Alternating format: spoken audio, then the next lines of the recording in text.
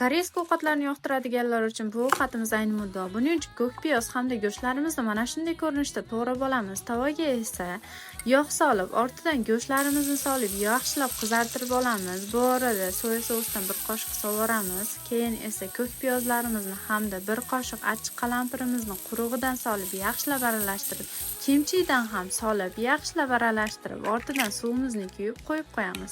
Bu orada ikkita tuxumimizni chaqib, yaxshilab aralashtirib qo'yamiz. Keyin esa men finchuza deb ataydigan bu makaronlarimizdan solib, yaxshilab aralashtirib, keyin qaynab chiqqandan so'ng tuxumlarimizni ham solib, yaxshilab aralashtirib, qaynatib olamiz. Mana shunday ko'rinishda chiroyli bo'lib qaynab chiqadi. Yoniga esa ixtiyoringizga ko'ra qaynatilgan guruch qo'shishingiz mumkin va ustiga mana shunday ko'rinishda yesangiz bormi?